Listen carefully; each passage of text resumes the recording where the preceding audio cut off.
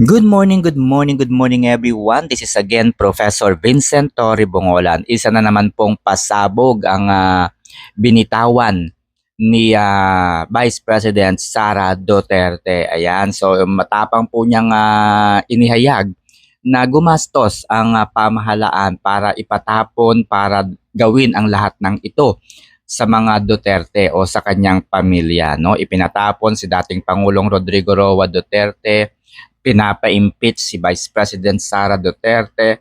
Lahat na po no ng mga masasamang bagay ay ginagawa po nila para lamang mawala sa landas nila ang mga Duterte. Pero yung iligtas, yung mga kawawang OFW no na naiipit sa giyera ay wala po tayong nakikitang aksyon. Meron akong isang kababayan mula sa aming probinsya sa Nueva Ecija, no. Minessage ko siya kung ano ba ang sitwasyon nila ngayon. So ang sabi niya sa akin ay maraming mga OFW, mga Pilipino na nakituloy po doon sa kanilang tahanan sa ibang bansa, no. Hindi ko na po sasabihin kung saang bansa po 'yon.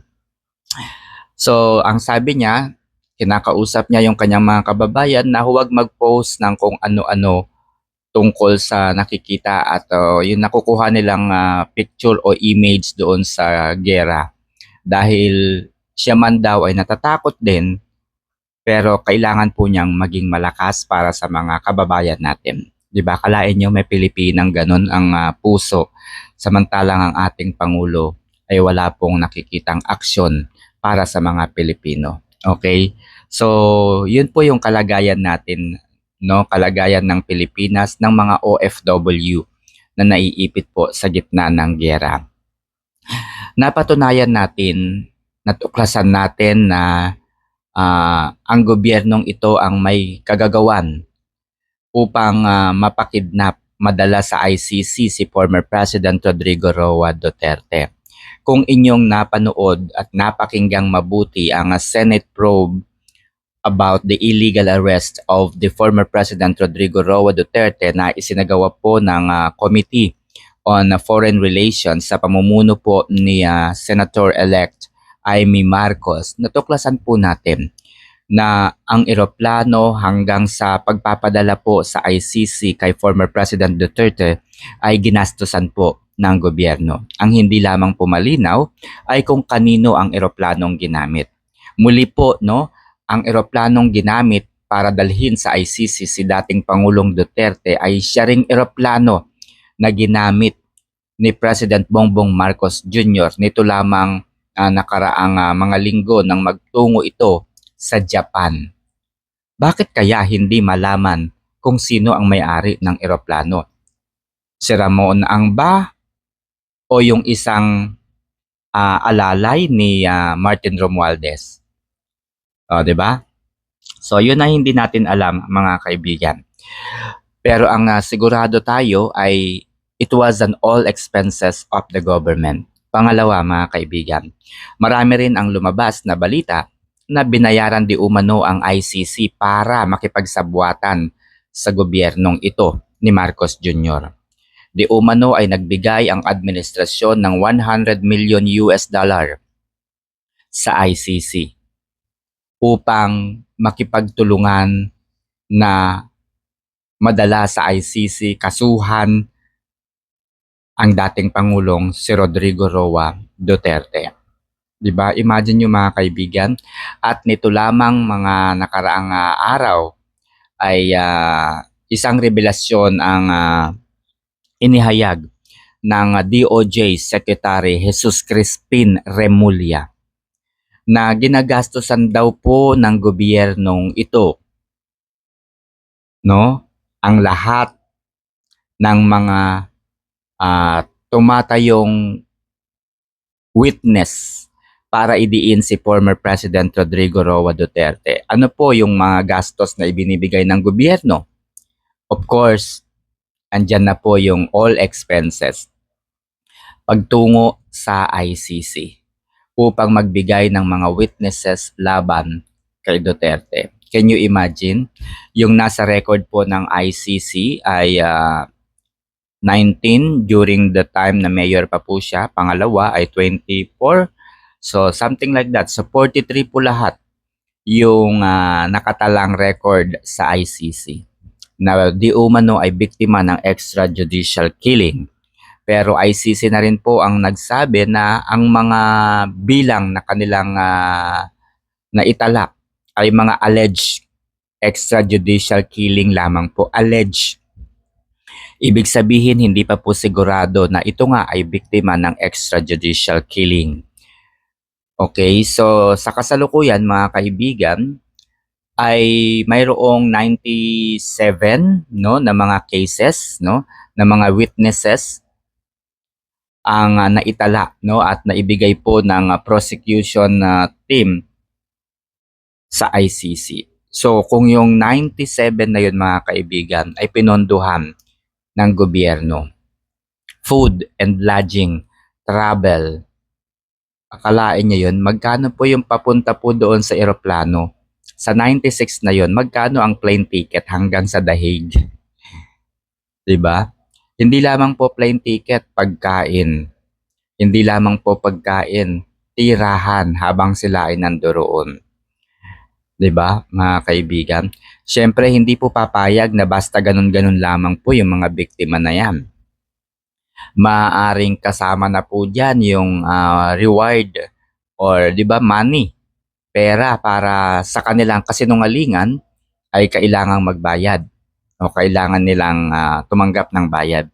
So hindi na ako magtataka kung bakit naisama sa listahan yung ilan sa mga sinasabing biktima di umano ng EJK pero hindi naman pala. So kagaya nga po ni Aling Sheila, 'di ba mga kaibigan?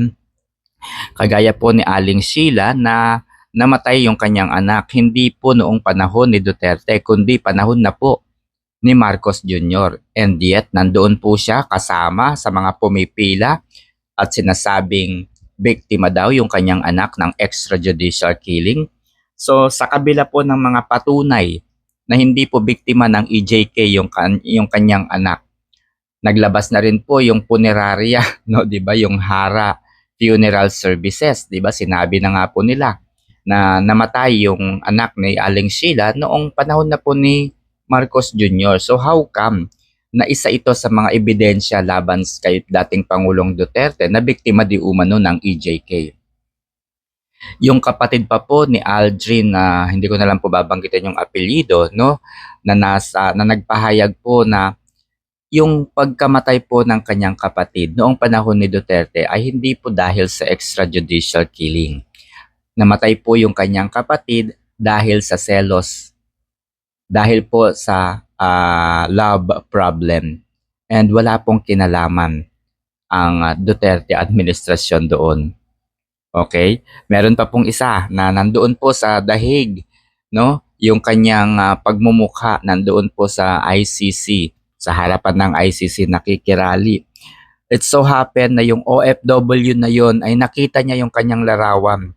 At ang sabi ay buhay na buhay pa siya.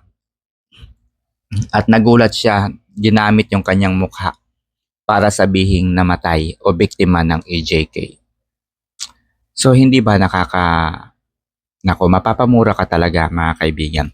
So yun na nga, gagawin ng gobyerno ang lahat.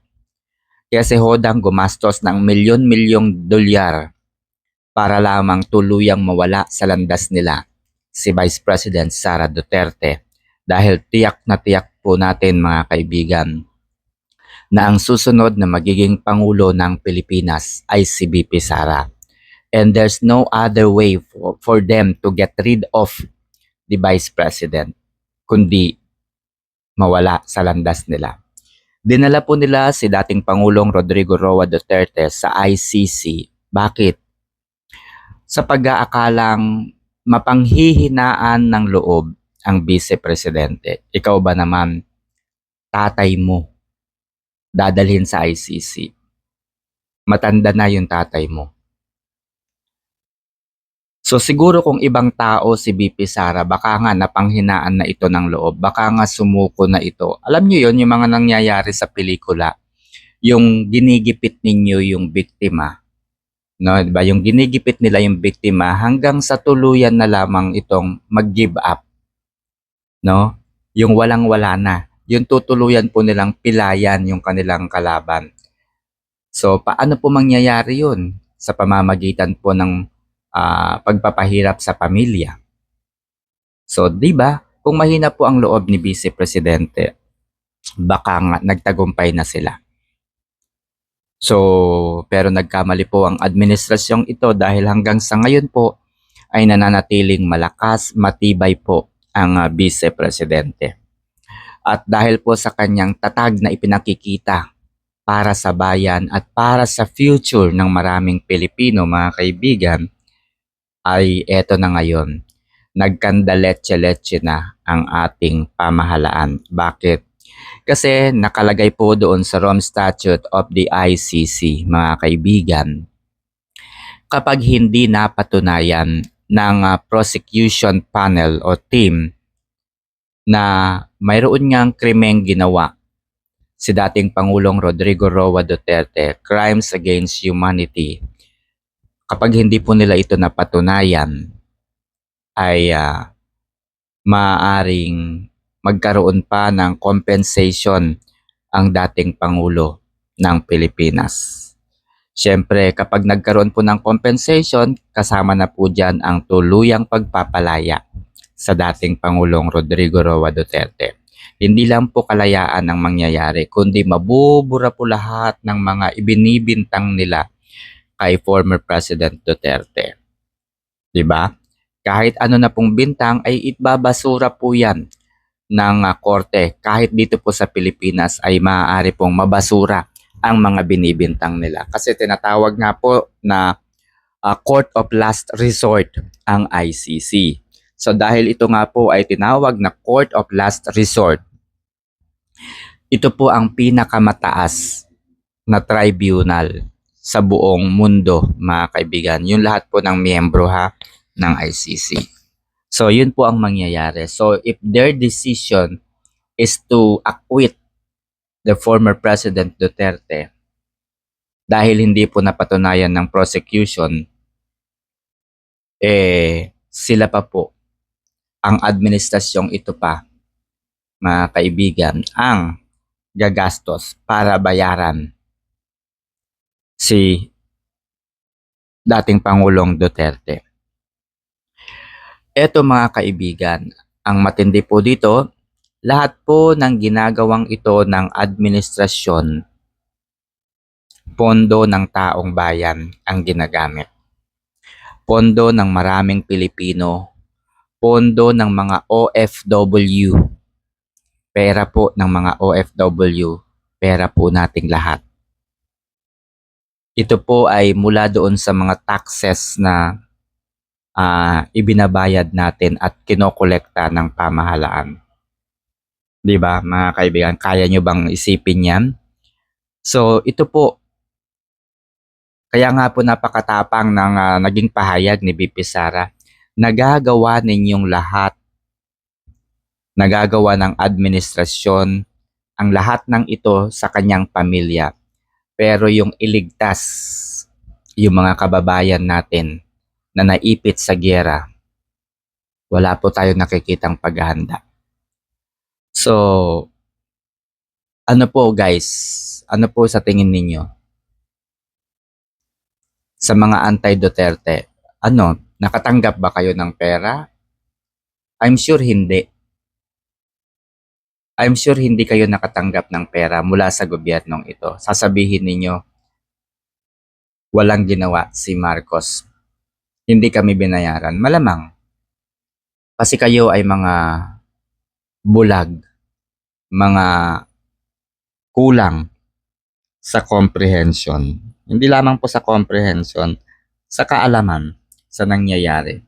So, kaya nyo bang isipin, kaya nyo bang pumikit at matutuwa ba kayo na pinahihirapan nila ang pamilyang Duterte, pinahihirapan ng administrasyong ito ang pamilyang Duterte pero pera ng taong bayan ang ginagamit. Kaya nyo ba yan? Hindi lamang po ito pera ng mga pro-Duterte, pera din ito ng mga anti-Duterte. Yun ang malupit, di ba? Kayo ay bulag na taga-suporta, taga-sunod, pero hindi ninyo alam, pera din ninyo yung ginagamit ng gobyerno para idiin yung kanilang kalaban. Tuwan-tuwa ba kayo mga kaibigan? So yun lang, maraming salamat.